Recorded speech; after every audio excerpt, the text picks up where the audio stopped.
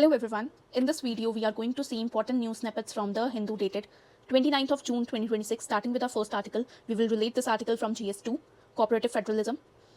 This article can be used as an example of cooperative federalism, like Tungabhadra Dam as a model of interstate cooperation.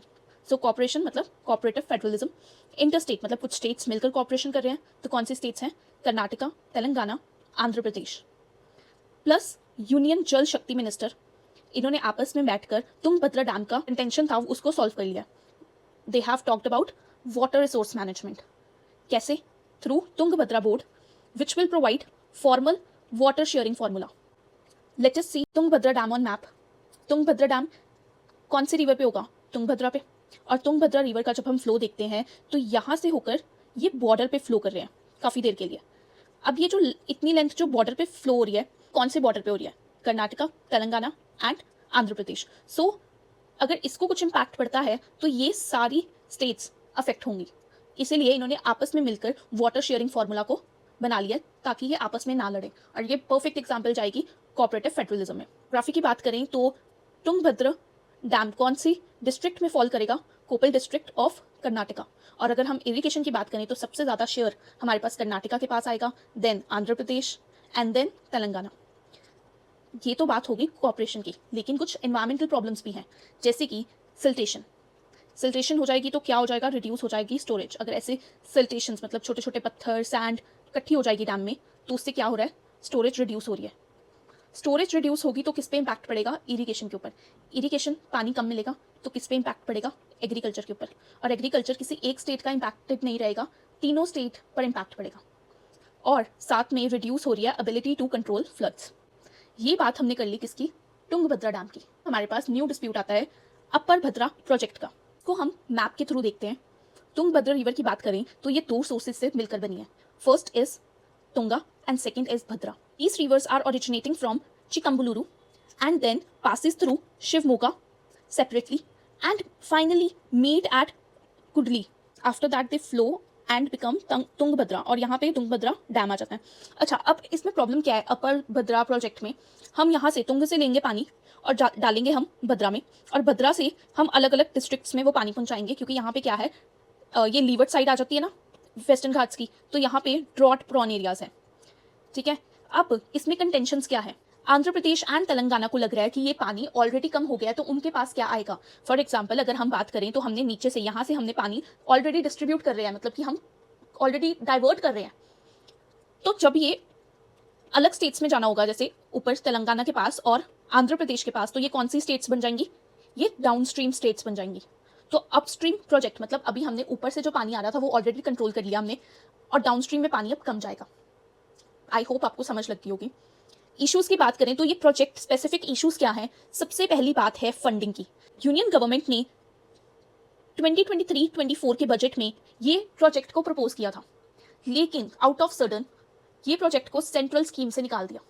तो अब जब कहाँ से funding आएगी? अगर आपने बोल दिया है पहले आप इतने पैसे दोगे, अब आप नहीं दोगे, तो इसका जो प्रॉब्लम आएगी ये किसके ऊपर बर्डन होगा? फिस्कल बर्डन होगा कर्नाटका के ऊपर. Second problem inter state dispute की आ जाएगी. अगर हमने एक तरफ तुंगभद्रा रिवर का प्रोजेक्ट सॉल्व किया आपस में बैठकर, तो दूसरी कंटेंशन हमारे पास अराइज हो जाती है अपर भद्रा प्रोजेक्ट की. नेक्स्ट आर्टिकल हम GS2 से रिलेट करेंगे, एजुकेशन से रिलेट कर सकते हैं, और सोशियोलॉजी में या आपके ऑप्शनल में कोई रिसर्च मेथड से कोई क्वेश्चन आता है तो उसमें आप एग्जाम्पल दे सकते हैं. कंटेक्स्ट क्या है? Comprehensive modular survey education under NSS 80th round करवाया गया, जिसमें ये पाया गया कि although government schools are free, आपको पता है दैट 6 से लेके 14 ईयर्स तक एजुकेशन फ्री है under right to education act, लेकिन ये पाया गया सर्वे में कि 27% स्टूडेंट्स ऐसे हैं जो गवर्नमेंट स्कूल्स में भी पे कर रहे हैं फीस. ये सर्वे ने पाया. लेकिन जब ये क्वेश्चन रेज हुआ कि ऐसा कैसे हो सकता है, तो कुछ रिसर्चर्स की गलती हो सकती है, कुछ एरर्स हो सकते हैं इस सर्वे में, तो वो उसकी बात की गई इस आर्टिकल में. सबसे पहला एरर जो हो सकता है that is upon the definition of course fees. अगर हम स्टूडेंट से पूछते हैं कि आपने कोर्स की फीस पे करते हो आप, तो मे बी उन्होंने वो कोर्स फीस क्या ले ली, उन्होंने मे बी सोच लिया हो कि प्राइवेट ट्यूशंस की बात कर रहे हैं या सप्लीमेंट्री एजुकेशन एक्सपेंसेस, तो उसकी बात कर रहे हैं. मे बी इसीलिए उन्होंने सर्वे में बोल दिया हो हाँ हम पे करते हैं कोर्स फी को. सेकेंड बात है limitations of computer assisted personal interviewing, मतलब कि यहाँ पे जो टैबलेट्स प्रोवाइड किए जाते हैं कई बार उनमें ही एरर आ जाता है, ऑटो करेक्शन ऑन हो जाती है, कभी कुछ टेक्निकल एरर्स आ जाते हैं, तो शायद लिमिटेशंस इस पे हो। और थर्ड है इससे क्या होगा, इम्पैक्ट होगी पब्लिक पॉलिसी। तो हमें फिर ज़रूरत क्या है, ज़रूरत है investigation and data quality assurance की, इंडिपेंडेंट वेरिफिकेशन होनी चाहिए, rigorous scrutiny of data collection processes, validation of survey responses, ये मतलब ये कॉमन चीज़ें हैं, क्या होनी चाहिए। Nextly we have to strengthen our statistical systems, better survey designs होने चाहिए, इंप्रूव्ड इनोमिनेटर ट्रेनिंग। ये क्यों लिखा है, क्योंकि रिसर्च मेथोडोलॉजी जब हम टॉपिक करते हैं तो उसमें हम कुछ सजेशंस देते हैं, ये होना चाहिए, ये होना चाहिए, वो होना चाहिए। सो इसमें बस इतना ही है कि ये प्रॉब्लम है, ये सॉल्यूशंस है, आप सब कुछ बेटर करो जो जो प्रॉब्लम्स है। GS2 से रिलेट करेंगे, सोशल जस्टिस से रिलेट करेंगे, माल न्यूट्रिशन। माल न्यूट्रिशन का क्या मतलब, न्यूट्रिशन का बैलेंस बिगड़ जाना, like it can be excess nutrition, it can be deficient nutrition, दोनों को ही हम माल न्यूट्रिशन बोलते हैं, मतलब इम्बैलेंस हो जाना। ठीक है, article is about how schools can tackle adolescent mall nutrition. इसको उन्होंने बोला है silent epidemic of adolescent mall nutrition. कुछ ट्रेंड्स की बात की है, अंडर न्यूट्रिशन हो रहा है, ओवर न्यूट्रिशन हो रहा है, और सबसे इंपॉर्टेंट है ओबेसिटी। ओबेसिटी विमेन में सबसे ज़्यादा है as compare to men. Women में इंक्रीज होकर 24% से 30% हो गया, मतलब 6% इंक्रीज। एंड अगर मेन की बात करें तो हमारे पास 5% के आसपास इंक्रीज हुआ है। और अगर हम एनसेंस की स्टडी की बात करें 2025, उन्होंने प्रोजेक्ट किया है दैट बाय 2050 कितने crore, 21 crore main and 23 crore women could be overweight और ओबीज। देखा जा रहा है मेटाबॉलिक डिसऑर्डर्स हो रहे हैं, हाई ब्लड शुगर, और साथ में lifestyle related diseases like diabetes वगैरह जो होती हैं, ये पहले अर्बन फिनोमिना था, लेकिन अब ये ज़्यादा इंक्रीज हो रहा है रूरल में भी। ठीक है, बात करें अगर हम एडोलेसेंट की, तो it is a critical window of intervention, मतलब इस एज में अगर हमने काम करना शुरू कर दिया उनके ऊपर तो हमारा फ्यूचर बर्डन कम हो जाएगा। करंटली अगर बात करें तो हम double burden of mall nutrition में फंसे हुए हैं। एक तो हमारे पास है अंडर न्यूट्रिशन, एंड सेकंड हमारे पास है ओबेसिटी, मतलब देख लिया आपने कि अंडर न्यूट्रिशन भी है और साथ साथ में ऐसे लोग भी हैं जो ओबीज हैं। सर्वे की बात करें, कॉम्प्रिहेंसिव नेशनल न्यूट्रिशन सर्वे ने बोला, 2019 की रिपोर्ट है that 27% of Indian adolescents are stunted, nearly 35% stunted children में डायबिटीज का रिस्क और हार्ट रिलेटेड डिसीजेस का रिस्क बढ़ जाता है। तो अगर हम कुछ भी लिखते हैं ना, हमें कुछ सब्सटेंशिएट करना है, तो हम ये रिपोर्ट के साथ सब्सटेंशिएट कर सकते हैं। नेक्स्ट हमने एक फिनोमिना देखा, थिन फैट फिनोटाइप, मतलब कि लोग पतले तो लग रहे हैं, कि लग रहा है कि वो फिट हैं, लेकिन वो अंदर से अनहेल्दी है, मेटाबॉलिकली वो बहुत वीक है। एंड जंक फूड का बहुत ज़्यादा राइज हो रहा है। बात करें स्कूल्स क्या रोल प्ले कर सकते हैं, रोल प्ले कर सकते हैं सबसे पहले मिड डे मील इंप्रूव कर सकते हैं, न्यूट्रिशन एजुकेशन प्रोवाइड कर सकते हैं, हेल्दी कैंटीन्स होनी चाहिए, कंपलसरी हमारे पास फिजिकल एक्टिविटी होनी चाहिए, बच्चों को करनी भी चाहिए, इनिशिएट भी करनी चाहिए, ऐसे नहीं कि पीटी पीरियड जो होता है वो बंक कर लें। देन उसके बाद प्रायोरिटी मेजर्स में सबसे पहले ultra processed food free school zones बनाने चाहिए, मतलब कैंटीन्स को बहुत इंप्रूव करें, कैंटीन्स में अच्छा खाना प्रोवाइड करें, स्ट्रेंथन करें स्कूल हेल्थ प्रोग्राम्स को, प्रमोट करें न्यूट्रिशन सेंसिटिव एजुकेशन को। नहीं इसमें से कुछ लर्न करना है तो हम ये वाला लर्न कर सकते हैं, ये प्रोग्राम्स की बात कर सकते हैं। Adopting life course approach to NCD prevention, ये भी हम बात कर सकते हैं। वे फॉरवर्ड की बात करें तो हमारे पास डाइटरी गाइडलाइंस फॉर इंडियंस 2024 में बोला गया that half of the plate by volume should consist of fruits and vegetables. Secondly we have let's fix our food initiative. जैसे हमारे पास ईट राइट मूवमेंट है, वैसे हम याद रख सकते हैं ये वाली मूवमेंट, ये वाला इनिशिएटिव। इसमें क्या करेंगे, प्रमोट करेंगे nutrition literacy, food label literacy programmes निकालेंगे, डेवलप करेंगे evidence based food policies. Next article GS2 से रिलेट करेंगे, IR से रिलेट करेंगे, can neutral ships be lawfully attacked, मतलब कि वो शिप्स जो किसी भी साइट पर नहीं है, जैसे कि ईरान वर्सेस USA चल रहा है और इंडियन शिप्स किसी भी साइट पर नहीं थी, फिर भी उसके ऊपर अटैक किया गया, तो ये आर्टिकल उसी के बारे में बात कर रहा है कि क्या USA के द्वारा जो यहाँ पे अटैक किया गया वो लीगल है कि नहीं। कंटेक्स्ट क्या है, USA strikes on merchant ships with Indian crew. Legal frameworks की बात करें तो हमारे पास 3 चीज़ें हैं जिनको हम ध्यान में रख सकते हैं। सबसे पहले है लॉ ऑफ नेवल वॉरफेयर, जिसमें बोलते हैं कि कोई भी मिलिट्री अटैक हो जाता है या कोई ब्लॉकेट हो जाता है उसको ये कवर करता है। सेकंड है लॉ ऑफ सीज की बात करें तो वो इंश्योर करता है दैट फ्रीडम ऑफ नेविगेशन।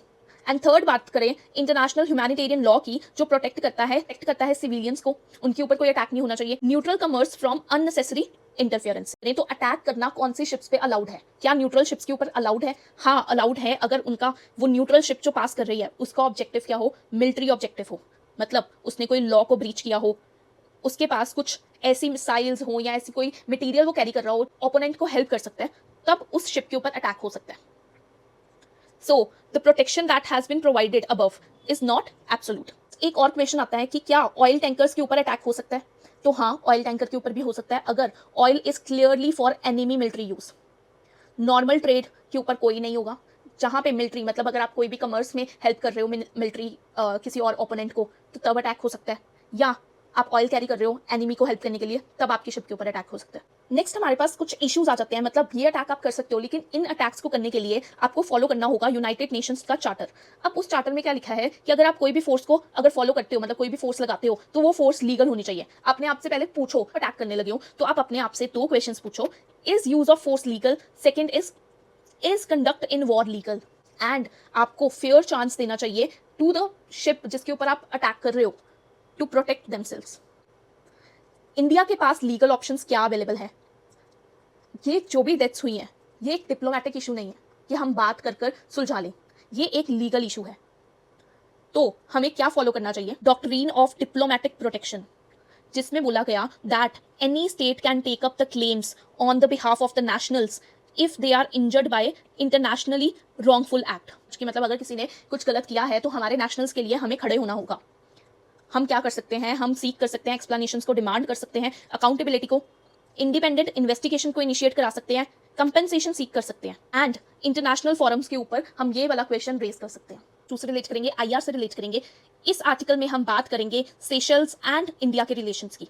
अगर हम लोकेशन देखें तो ये हमारा इंडिया है और ये है सेशल्स, और इनमें अगर डिस्टेंस की बात करें तो लगभग 4000 किलोमीटर की दूरी है। कंटेक्स्ट क्या है? PM Narendra Modi is on the 3-day visit to Seychelles to attend the islands 50th independence day as a guest of honour. एक कोई ब्रॉड क्वेश्चन आ जाता है कि इंडियन ओशन की क्या इंपॉर्टेंस है, उसमें हम ये मेंशन कर सकते हैं that this ocean is the ocean of opportunities. अगर हम रिलेशंस की बात करें सेशल्स के साथ तो हमारे रिलेशंस अभी के नहीं है, प्री इंडिपेंडेंस पीरियड के हैं। 1770 से शुरू हुए थे। 5 Indians, 7 Africans and 15 French colonist ने जाकर ये आइलैंड को बसाया था। सो आप समझ सकते हो कि सबसे पहले इनहैबिटेंट्स ही हम थे। नेक्स्ट बात करें स्ट्रेटेजिक सिग्निफिकेंस की, सबसे पहले तो डिस्टेंस है, हमारे इंडिया के बहुत पास है, सिर्फ 4000 किलोमीटर दूरी है। हमारा विजन क्या है? ग्लोबल साउथ स्ट्रेटेजी, उसके लिए सेशल्स बहुत इंपॉर्टेंट है। नेक्स्ट हमारे पास जो स्ट्रेटेजिक इंपॉर्टेंस है that is combat seaborne terrorism, piracy, illegal fishing. हम इसकी लोकेशन देखें तो ये देखो यहाँ पे क्या है, सोमालिया। सोमालिया के भी कितनी पास है, और सोमालिया में ज्यादातर क्या होता है? पायरेसी। येमेन देखें तो उसके भी पास है, तो वहां पे भी क्या होता है? पायरेसी, ये टेररिज्म के सारे एक्ट्स जो होते हैं।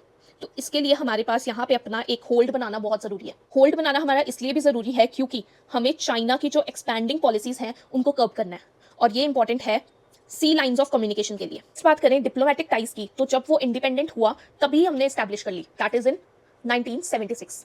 इन्वेस्टमेंट की बात करें तो रिसेंटली हमने lines of credit and grants for infrastructure, health care, education, public transport provide किया है। इकोनॉमिक टाइज की बात करें तो इंडिया ने प्रोवाइड किया है special economic package of $175 million to back the housing, health, e mobility, digital infrastructure. Digital infrastructure हम क्यों करते हैं? क्योंकि इंडिया के पास ये बहुत ज़्यादा स्ट्रॉन्ग पॉइंट है। मेडिकल टूरिज्म के लिए हम India is very famous.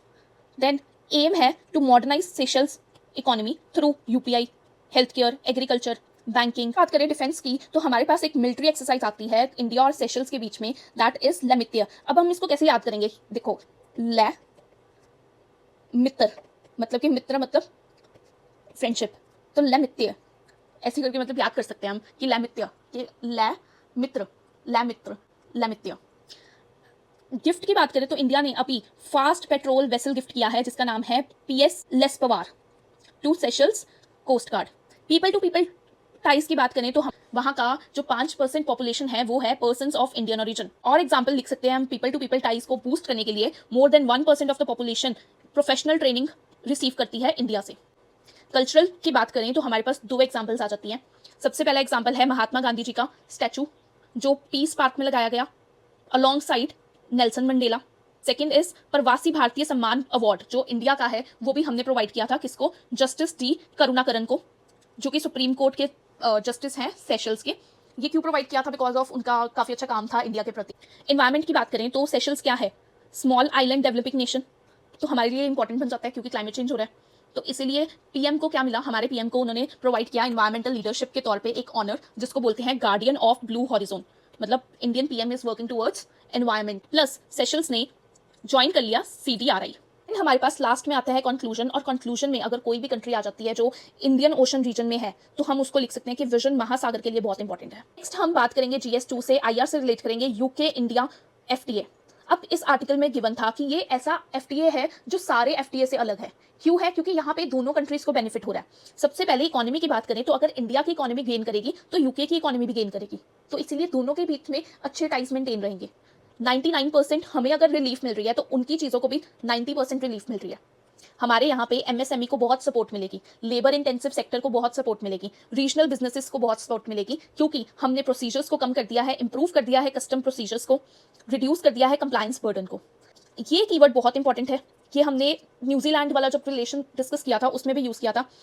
Calibrated liberalisation, ये वर्ड हम कहाँ पे यूज करेंगे? हम ये वर्ड तब यूज करेंगे जब किसी भी FTA में इंडिया अपना पक्ष रखता है। इसमें भी इंडिया ने डेयरी प्रोडक्ट्स, एडिबल ऑयल्स को बचाने के लिए बात की है कि हम उनको आउट ऑफ रखेंगे ये सारे FTA से। एंड सिमिलरली यूके ने अपनी कुछ एग्रीकल्चरल कमोडिटीज को प्रोटेक्ट किया है।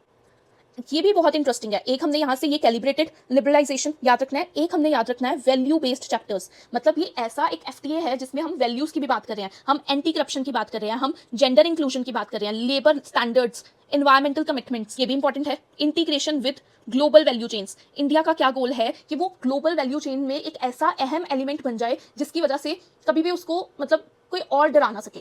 ये हमने पहले भी डिस्कस किया था। जैसे चाइना, अगर चाइना बोल देता है कि मैं सेमीकंडक्टर्स नहीं सेल करूंगा तो बहुत डिस्ट्रप्शंस हो सकती है, पर इंडिया के पास डिस्ट्रप्शंस क्रिएट करने के लिए कोई भी एक सिंगल प्रोडक्ट नहीं है।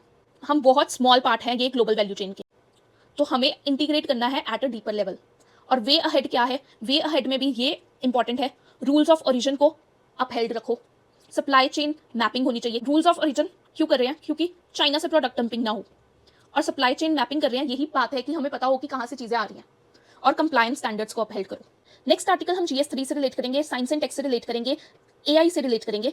हमने 2 दिन पहले ये आर्टिकल डिस्कस किया था SI, जिसमें उन्होंने बोला था कि AI के आने के कारण ह्यूमन डिग्निटी कम हो रही है। ये भी आर्टिकल कुछ सिमिलर लाइंस पे है। The new digital slavery needs constitutional guard rails. Problem क्या है? हम AI यूज कर रहे हैं, और AI अगर हम यूज करते हैं, हमारा डेटा कहाँ पे जा रहा है? कंपनीज के पास। अब कंपनीज डेटा मोनोपोलीज क्रिएट कर रही है, उनके पास हमारा पर्सनल डेटा है, हमारी चॉइसेस पता है उनको, हमारा बिहेवियर पैटर्न पता है। इससे क्या हो रहा है? इससे डिजिटल डोमिनेशन बढ़ रही है, जिससे नॉर्मल हमारे जैसे लोग अपने डेटा के ऊपर कंट्रोल छोड़ रहे हैं। इश्यूज की बात करें तो सबसे पहला इशू आता है regulation lags behind innovation. Regulation इतनी स्लो है, इनोवेशन इतनी हाई है। अगर इंडिया की बात करें तो इंडिया के पास कोई भी ऐसा फ्रेमवर्क नहीं है। EU की बात करें तो EU के पास है, ग्लोबल लेवल के ऊपर कोई भी स्टैंडर्ड फ्रेमवर्क नहीं है। Second problem is AI can generate threat to democracy and public discourse through AI generated disinformation, synthetic media, deep fakes. Voter manipulation हो सकती है, फेक पॉलिटिकल नैरेटिव्स को हम बना सकते हैं, इरोजन ऑफ ट्रस्ट हो सकता है, पोलराइजेशन ऑफ सोसाइटी हो सकती है, दो धड़ बने नजर आ सकते हैं। कुछ अगर आपने ऐसे किसी कम्युनिटीज के अगेंस्ट कोई फेक चीज फैला दी तो पोलराइजेशन ऑफ सोसाइटी हो जाएगी। इससे क्या होगा? इन्फ्लुएंस होगा पब्लिक ओपिनियन, ट्रिगर होगा अनरेस्ट एंड डैमेज होगी रेपुटेशन। ये जितने भी कीवर्ड्स हैं ये हम यूज कर सकते हैं एथिक्स में। जब भी कोई क्वेश्चन आ जाता है AI से रिलेटेड, डिजिटल एथिक्स की बात करें तो उसमें हम ये सारे कीवर्ड्स यूज कर सकते हैं। थर्ड बात करते हैं algorithmic amplification, echo chambers create हो सकते हैं, रेडिकलाइजेशन हो सकती है, सोशल पोलराइजेशन हो सकती है, वीकेंड सोशल कोहिजन, ये कीवर्ड्स हैं। इंफॉर्मेशन वॉरफेयर बढ़ सकती है, state and non state actors जो हैं वो वेपनाइज कर सकते हैं digital platforms to destabilise societies. Example Aadhaar data leaks और एम का डेटा लीक होना, ये आउटरीच कॉज कर सकता है। बट इसको करते कैसे हैं? कोऑर्डिनेटेड मिस इन्फॉर्मेशन कैंपेन्स चलाकर, बोट नेटवर्क्स चलाकर, psychological influence operations, targeted propaganda. अगर हम स्पेसिफिकली इंडिया की बात करें तो हमारे पास rapid digital adoption, uneven digital literacy, social fault lines हैं। ऑलरेडी हमारे यहाँ पे लोग बटे हुए हैं through religious channels, ethnic, regional issues, large scale social media penetration है, लेकिन हमारे पास कुछ भी सेफगार्ड नहीं है। तो नीड क्या है? नीड है कॉन्स्टिट्यूशनल एंड लीगल सेफगार्ड्स की। सेल्फ रेगुलेशन करवा देनी, कॉर्पोरेट एथिक्स के थ्रू सब कुछ नहीं हो सकता, एक हमें लॉ की जरूरत है। आर्टिकल में देन बताया गया कि ये सारी जो प्रॉब्लम्स हैं इसको डील करने के लिए 5 broad pillars of AI governance. सबसे पहला पिलर है राइट्स बेस्ड AI गवर्नेंस, मतलब प्रोटेक्ट करो प्राइवेसी को, डिग्निटी को, ऑटोनॉमी को, प्रोटेक्ट करो पर्सनल डेटा को, प्लेटफॉर्म की अकाउंटेबिलिटी सेट करो, इंडिपेंडेंट ऑडिट्स होने चाहिए, एल्गोरिदम कैसे वर्क करती है ये इसमें ट्रांसपेरेंसी होनी चाहिए, प्रोटेक्ट करो फ्री स्पीच को। फ्री स्पीच का मतलब ये नहीं है कि अगर कोई आप प्रोटेक्ट करने लगे हो तो आप उनकी लेजिटिमेट डिसेंट को भी कर्ब कर दो। का मतलब है बैलेंस करो, फ्रीडम ऑफ एक्सप्रेशन को प्रिवेंट करो मिस इन्फॉर्मेशन को। देन बात करते हैं डिजिटल लिटरेसी कैंपेन्स होनी चाहिए, मीडिया लिटरेसी सिखाओ लोगों को। देन नेशनल सिक्योरिटी प्रिपेयर्डनेस होनी चाहिए, गवर्नमेंट के लेवल पर government agencies plus fact checkers plus cyber security experts, ये तीनों का कोलैबोरेशन होना चाहिए। और एआई गवर्नेंस होनी चाहिए एज अ कॉन्स्टिट्यूशनल इशू, क्योंकि हमारे पास कॉन्स्टिट्यूशन में क्या गिवन है, right to life, right to privacy and freedom of speech. तो एआई गवर्नेंस करेंगे तभी हमारी ये सारी राइट्स प्रोटेक्टेड रहेंगी। नेक्स्ट आर्टिकल हम जीएस 3 से रिलेट करेंगे, एनवायरमेंट से रिलेट करेंगे। केरला में एक किलिंग जोन बन गया है, मतलब यहाँ पे एक ही जोन में काफी सारे एलिफेंट्स की डेथ पाई जा रही है, बार बार ऐसे केसेस आ रहे हैं। क्यों आ रहे हैं आप ये समझ नहीं आ रहा है, ये नेचुरल डेथ्स नहीं है, मतलब लोग उनको मार रहे हैं। क्यों मार रहे होंगे? क्योंकि हमारे पास वो उनके एग्रीकल्चर फील्ड्स में भी खराब कर रहे होंगे। मे भी ऐसा भी हो सकता है कि ये फील्ड है और लोगों ने अपने फील्ड्स को बचाने के लिए यहाँ पे कुछ ऐसे सब्सटेंसेस रखे हैं कि कोई और वाइल्ड एनिमल ना आ जाए, लेकिन गलती से एलिफेंट आ जाता है और उससे खा जाता है या कुछ टकरा जाता है और उसकी डेथ हो जाती है। नॉर्मली देखें तो हमारे पास इंडिया में ग्लोबल डाइवर्सिटी 8% की है, पर साथ में ही लार्जेस्ट पॉपुलेशन भी है, लोग भी बढ़ रहे हैं और साथ में ग्लोबल डाइवर्सिटी भी बढ़ रही है। केरला एक ऐसा स्टेट है जिसने ह्यूमन वाइल्ड लाइफ कन्फ्लिक्ट को स्टेट डिजास्टर लिस्ट किया। यहाँ हमारे पास कुछ रीजंस हैं, यहाँ पे सॉल्यूशंस हैं, ये हम ऑलरेडी कवर कर चुके हैं, तो आई होप आपने वो वीडियो देखी होगी, तो दोबारा से हम कवर नहीं करेंगे इसको, आप आज पीडीएफ में ऐसे ही रीड करना। नेक्स्ट हमारे पास कुछ मिसलेनियस आर्टिकल्स हैं, उसमें से सबसे पहला आर्टिकल ये है, government rejects Pakistan's allegations over Karachi terrorist attack. Karachi में पाकिस्तान में एक अटैक हुआ उनकी रेंजर्स फैसिलिटी पे। अब पाकिस्तान ने बहुत चालाकी से सोचा कि मैं नाम लगा दूंगा इंडिया का, लेकिन बात क्या निकली, दैट ये इंटरनल टेरर स्ट्राइक हुई है, ना कि इंडिया ने करवाया। सो यहाँ पे पाकिस्तान को जरूरत है अपने इंटरनल मसलों को देखने की, इंटरनल टेररिज्म को कर्ब करने की। नेक्स्ट बात हम फार्मा सेक्टर से करेंगे। शेड्यूल H2 में कुछ ड्रग्स आती हैं, वो हमने बढ़ा दिया और उसमें क्या कवर कर दिया है, थेरेप्यूटिक क्लासेस ऑफ ड्रग्स भी। अब शेड्यूल H2 क्या है? शेड्यूल H2 में ऐसी ड्रग्स आती हैं जिनके ऊपर QR कोड्स हैं, बार कोड्स हैं, ताकि हम उनको ट्रैक कर सकें कि ये गलत जगह पे ड्रग्स तो नहीं यूज हो रही। इंट्रोड्यूस कब हुआ था? Around 2022 by health ministry. अब इसमें होता क्या है, हर एक ड्रग के पैक के पीछे एक यूनिक कोड मेंशन होता है, जिसमें प्रोडक्ट का नाम, उनके बैच नंबर, उनकी मैन्युफैक्चरिंग लाइसेंस, सब कुछ ट्रैकिंग डिटेल्स पीछे मेंशन होती है। हम ऐसा क्यों कर रहे हैं? क्योंकि हम देखना चाहते हैं कि इसकी जो सप्लाई चेन है वो कहीं खराब ना हो, और दूसरा फेक ड्रग्स को हम आइडेंटिफाई कर सकें, डिफेक्टिव ड्रग्स को कर सकें और मिसयूज रोक सकें। मिसयूज से क्या होता है, एंटी माइक्रोबल रेजिस्टेंस। हाउएवर इसके साथ कुछ इश्यूज आ सकते हैं। सबसे पहला इशू है ईज ऑफ डूइंग बिजनेस का, मतलब कुछ छोटी MSME भी तो ये प्रोडक्शन करती है, तो उनको ये सारे कंप्लाइंसेस, न्यू पैकेजिंग करना, QR कोडिंग करना, ये सारे खर्चे, ये सारी टेक्नोलॉजीज के कारण उनका ईज ऑफ डूइंग बिजनेस खराब होगा। सेकेंड है इंफ्रास्ट्रक्चर की प्रॉब्लम, हमारे पास QR स्कैनिंग सिस्टम्स नहीं है। थर्ड है कि ये स्कैनिंग सॉफ्टवेयर हम स्टेट टू स्टेट कैसे पहुंचाएंगे। नेक्स्ट आर्टिकल हम एथिक्स से रिलेट करेंगे, गवर्नेंस से रिलेट करेंगे। आपने देख ही लिया होगा राम टेम्पल रोड जो चल रहा है, उसमें एक बड़ी इंटरेस्टिंग चीज आई है, ज्यूरिस्टिक पर्सन की। अब ज्यूरिस्टिक पर्सन कौन होता है? एक artificial legal entity which is recognised by law similar to human person. मतलब अगर हम इस टेम्पल की बात करें, अगर हम हिंदू लॉ की बात करें, तो भगवान जी जो होंगे, डेटी जो होंगे उस टेम्पल की, वो एक ज्यूरिस्टिक पर्सन है। मतलब जितनी भी प्रॉपर्टी है, जितनी भी डोनेशंस हैं, वो किसके नेम पर आएगी? वो भगवान जी के नाम पे आएगी, और उनको यूज भी कौन करने वाला होगा? भगवान जी करने वाले होंगे। ऐसा किसमें बोला गया? ऐसा हमारे पास कुछ केसेस आ जाते हैं। सबसे पहला केस आता है विश्वनाथ केस, जिसमें कोर्ट ने बोला that temple deity will be treated as minor, और उनको प्रोटेक्शन चाहिए, और प्रोटेक्ट करने के लिए जो उनके डिवोटीज हैं, जो उनके भक्त हैं, वो कोर्ट में उनके बिहाफ के ऊपर केस कर सकते हैं। सेकेंड, जब इनकम टैक्स एक्ट की बात करें तो योगेंद्र नाथ केस में डेटी को हमने सेपरेट लीगल एंटिटी माना। थर्डली, अगर हम नेचर ऑफ डोनेशंस की बात करें तो वो डोनेशंस भगवान जी के नाम पर आती है, ना कि किसी इंसान के नाम पर। मतलब कि ट्रस्ट के लोग उस डोनेशंस को पर्सनल इनकम नहीं मान सकते, वो इनकम किसकी है? वो भगवान की इनकम है। बस इस आर्टिकल में इतना ही। नेक्स्ट आर्टिकल हम हेल्थ से रिलेट करेंगे। हमने यहाँ पे रिवाइज कर दिया है अनीमिया मुक्त भारत के नॉर्म्स को, T3 से शिफ्ट कर लिया है T4 पर। पहले तो देखें T3 क्या था, मतलब टेस्ट करेंगे, ट्रीट करेंगे और टॉक करेंगे, मतलब उनसे बात करेंगे। लेकिन अब हमने T4 पर आ गए हैं, उसका मतलब टेस्ट करेंगे, ट्रीट करेंगे, टॉक करेंगे, लेकिन अब हम ट्रैक भी करेंगे through systematic digital tracking. Second बात करें तो डिजिटल कन्वर्जेंस को बढ़ा रहे हैं हम। हमने एक पोर्टल क्रिएट कर दिया है जिसपे सारे जो भी रिकॉर्ड्स होंगे वो एक ही पोर्टल पे आपको शो होगा। इससे क्या होगा? एविडेंस बेस्ड प्लानिंग बढ़ेगी। और कौन सा पोर्टल है? अनीमिया मुक्त भारत अभियान पोर्टल। थर्डली, आपको पता है 666 स्ट्रेटेजी के बारे में, अब हमने उसको चेंज करके क्या कर दिया? 777। इसमें 3 डिजिट्स क्या हैं? सबसे पहला है बेनिफिशियरी ग्रुप्स, मतलब कि 7 बेनिफिशियरी ग्रुप्स होंगे। फिर हमने कौन सा ऐड कर दिया, हमने ऐड कर दिया लो बर्थ वेट बेबीज को।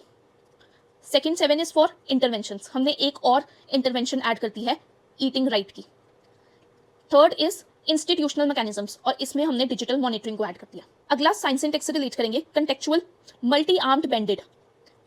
इसके बारे में बात की गई कि इसको हम डिजास्टर मैनेजमेंट में यूज़ कर सकते हैं और कुछ ऐसे था प्रेडिक्टिव एनालिसिस के लिए यूज़ कर सकते हैं। अब ये है क्या, ये एक मशीन लर्निंग टूल है जो कि स्मार्ट डिसीजन मेकिंग मेथड में हेल्प करेगा। मतलब कि ये आप अगर इससे कुछ भी पूछोगे तो ये बहुत ज़्यादा एनालिटिकल आंसर्स देगा। तो बस हमने इसका नाम याद करना है, क्या, कंटेक्चुअल मल्टी आर्म्ड बैंडेड। नेक्स्ट हमारे पास एक लाइन आती है जिसको हम यूज़ कर सकते हैं, from seas to skies India is becoming self reliant, PM Modi. So ये लाइन अच्छी है, इसको हम कहाँ यूज़ कर सकते हैं, जहाँ पे भी हमें यूज़ करना है कि हम मेक इन इंडिया के ऊपर फोकस कर रहे हैं, मेक इन इंडिया, या हम कोई इंडिजीनियस टेक्नोलॉजी के ऊपर वर्क कर रहे हैं, तो वहाँ पे हम यूज़ कर सकते हैं। डिफेंस में यूज़ कर सकते हैं, from seas to skies, seas की बात की है मतलब कि नेवल, एंड स्काईज की बात की है मतलब कि एयरक्राफ्ट वगैरह। सो आज के लिए इतना ही, थैंक यू।